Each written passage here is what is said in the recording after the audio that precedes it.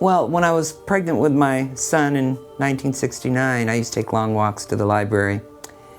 And one day look up on a shelf, and here's a book with a fan and a hatchet superimposed. And that was Victoria Lincoln's A Private Disgrace, Lizzie Borden by Daylight. So I took that home, read it, cover to cover, went back the next day and said, what else you got? I was hooked, the hook was in. So I read everything I could find on Lizzie, and then I got interested in Fall River. And I wrote to the Historical Society, to then curator Florence Brigham. And I planned a trip in '77. Now my son is 7. I've been reading all these books. And we were going to go to Walt Disney World and then detour up to Fall River. And I met Florence, who then introduced me to some people in Fall River, many of which were already in their senior years, that were contemporaries of the next generation after Lizzie, had remembrances of her in the trial. Also that year, '77, I had written to John McGinn, the owner of this house, told him about my passion, I was coming, I would love to see your house. Well, as luck would have it, he said sure, and when I came, I parked my son on the front steps out here with his cowboy and Indians, you know, to be. And Mr. McGinn was hospitable enough to give me a 2-hour tour, giving me a history of the house. Took a picture of me on those stairs.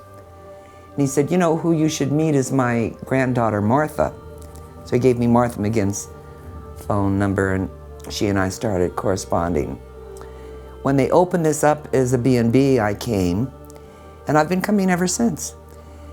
I come maybe 3 or 4 times a year. I've always stayed here, often by myself. No other guests but me, and I've always felt comfortable here. No paranormal activity, with a minor exception. And then when it was purchased in 2004, there was a little newspaper article that asked me what I thought of it, and from that I got a response from Donald Woods. Met them my next visit out, and I've become friends with them. But why this case? Well, this case has got everything. Thomas de Quincey said in The Fine Art of Murder, what makes a good murder, it's not just a shriek and the flash of a knife in the alley. It's got depth and texture. That's what this case has. It's got everything. It's got something for everybody. It's the virginal spinster Sunday school teacher, the whodunit, howdunit, an era when women just didn't do that kind of thing, a Borden, and understanding what a Borden name meant in this town. So anybody that gets really interested in the case and gets past the basic facts and mystery of it, the next path is it naturally leads you on into the history of Fall River. Who were these Bordens and Braytons and Durfees, and what was the status of this mill town? Now you're really getting into it, and you peel back another layer. And as you continue to peel back the layers, you get into the mill families and the triple-deckers, and you know, walking down to these mills and working 14-hour days and coming back up the hill and climbing 2 flights of stairs to get their bowl of soup or whatever. It was an era of the have and have-nots. There was very little middle class in Fall River, really. The 1870s was truly its golden period. But there was a time in this town where you couldn't get a steamship ticket, ride on a trolley car, do banking business without enriching the Bordens and the Durfees, because they controlled everything like that. So here's Lizzie, a Borden, living here, not there, up on the hill, where certainly from 1885 on she had been inside those homes. She got active in Central Congregational Church when she was 25 years old. So you know she was invited up there for teas and some social events. And even though some of those families were not as wealthy as her own father, and he was far from being one of the wealthiest in town, she had to look around, and instead of this terrible backyard that they had. They had beautiful gardens. They had hot running water. They had gas lighting, bathtubs, for heaven's sakes. And this house with 4 women didn't even have hot running water, let alone a bathtub. So, and she was Borden. She knew what money could buy. I think what happened is in 1890, there was a transformation of Lizzie Borden. Lizzie Andrew Borden literally had a transformation of character and determination.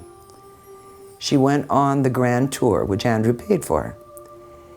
Now think of it, aside from what we believe to have been a short trip when she was a very young girl, young child in Chicago, she never ventured more than 50 miles outside of Fall River. So now all of a sudden she's going with Anna Borden and the Miss Shove and, you know, these culture girls of the hill to England and Scotland and Rome, and she's seen cathedrals and stately mansions and fine hotels and lions and tigers and bears. Oh my, wow. This is what real money can really buy. So I think that lifestyle for 16 to 19 weeks she was gone really turned her around. I think she came back already a woman that knew the social cachet, respectability, and position the Borden name gave. But now there became an even deeper personal sense of entitlement. I want more. He's got the money. I'm a Borden. I deserve it. I want more, and I'm going to get it. I think that year that she returned, and that was in November of 1890, within a year, there was the infamous house burglary here. You know, the intruder got in when Andrew and Abby were across the river at the Swansea farm, and just the maid and Lizzie and her sister were here. But they come in without any forcible entry, go right to Abby's dressing room and take her personal possessions. Andrew knew that was Lizzie, and so he called off the investigation. It was also the same time that Emma, after all these years, they lived here from 1872, gave up her large room to Lizzie.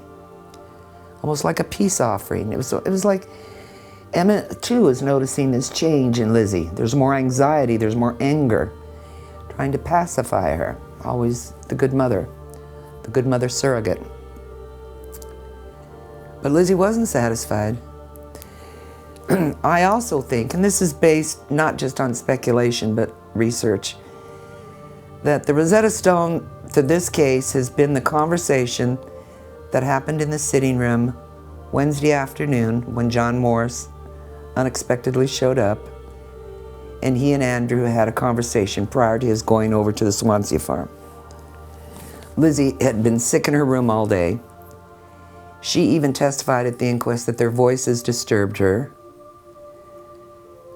I think she heard what was said, and what was said disturbed her to the extent that she went off to see Alice Russell early in the evening, giving off these concerns of a catastrophe happening. I fear they'll burn the house over us. I fear something horrible is going to happen. Something terrible is going to happen. Father has so many enemies. The way he spoke to Dr. Bowen. And she's not really getting Alice rattled on this, so she keeps throwing out more. And she says, well, you know, they broke into the house in broad daylight with us all home. Alice says, I never heard of that. Lizzie's trying to get her. Oh my goodness, you know. So what was it that had such an emotional impact on Lizzie? What was it that was said? Victoria Lincoln in her book wrote that it was known in banking circles that Andrew was going to give the farm to Abby.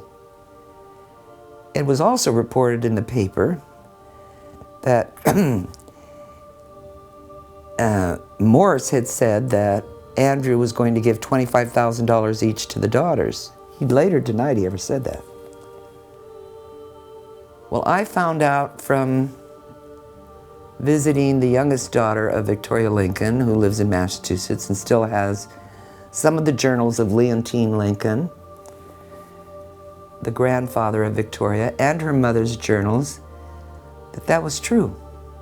There in his journal, he wrote, "Heard today that Andrew's planning to sell that farm in Swansea to his wife."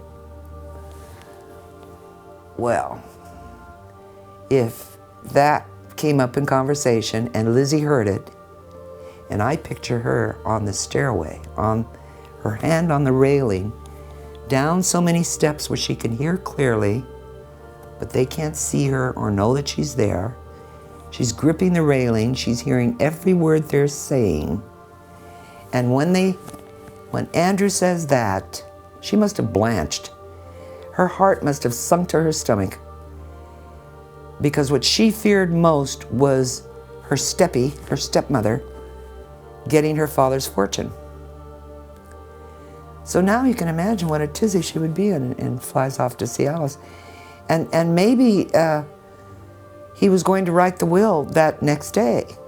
Whatever had to be done soon, because the next day, the very first opportunity where Lizzie is alone with Abby, the very first, Abby dies. An hour and a half later, the very first opportunity that Lizzie is alone with her father, the father dies. Now, is this coincidence? Are they back-to-back coincidences that some unknown intruder came in and killed them both? I mean, there's too much precipitating motive. There's too much that happened the 2 weeks before the murders. So, I personally believe Lizzie did it. Obviously, I think she did it on her own. I think she had phenomenal luck. She had plenty of time to change and clean up between the first and second murder. The second murder to the shout out, not so much. So how was she seen within 10-15 minutes with no bloodstained clothing? Easy. You look at that picture of Andrew, the in situ photograph. Andrew would never have rumpled up his Prince Albert coat that way. He wore it day in, day out. His habit was to put it on a hook, switch jackets. He would not have rumpled it up. I think Lizzie put it on front to back. She was like 5'4", he was 6'2", 6'1", and it would have shielded her. Whack, whack, whack. And then wipe the blade, take it off, fold it, rumple it down there. It's kind of like the Jeffrey McDonald thing where the pajama top, when they studied those blood splatters, had they spread out that coat and looked at it forensically, I think they would have seen beyond just the seepage of blood staining that coat from his head wounds, there were splatters.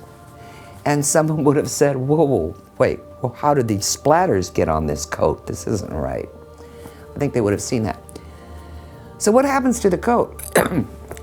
The coat is kind of funny. It's like socks in the dryer. It disappears. That very afternoon, Morris is anxious to get the clothing buried. The clothing eventually was buried and dug up 3 different times before it ended up in the marshal's office. But the coat was not part of it. The coat was not presented in evidence. When the photographs are taken in the afternoon, between 3 and 4 o'clock, that's the last time you see that coat. My personal theory is, if I were Lizzie up in my room, and there's Reverend Buck around and Mrs. Holmes and all these people, my mind is still worried about that coat. It would have been very easy for her to say to any of them, or even John, or even Alice Russell, not Emma, she wasn't back yet, but it goes in line with her comment of, I'll have to see Undertaker Woodward. That got Alice worried, but I can see her saying something like, you know, I wish someone could get word to Undertaker Woodward that I would like to have Father buried in his Prince Albert. He loved it so. Oh, well, we'll see to that, Lizzie. Don't you worry about it. So the Undertaker, as soon as those photographs were done, he got the bodies together and took them to prepare them for burial, brought them back to this house where they laid in state. I'll bet you anything, though it never was commented on, Andrew came back with a clean Prince Albert coat. And if you dug up his grave today, You're going to find a tattered thread in there. That probably was echo. That's what I think happened. Smart girl, Lizzie. Clever girl, Lizzie. And she was an intelligent woman, a very intelligent woman. But like Dr. Jeffrey McDonald, she lost it that one day, and she was never a threat to society. She did a lot of good things post-trial. She probably did more in giving to individuals and charitable groups and organizations, far more than Emma did while she breathed life on this planet. When Emma died, much of her inheritance, much of her estate went to charities, but not so much while she was living. While Lizzie was living, she was constantly giving and helping people with college and school and so forth. If I had lived in Lizzie's time, I would have presented my card at Maplecroft and hoped she would invite me in for tea, sit in her parlor as the sun goes down against those lace curtains. There, Lizzie.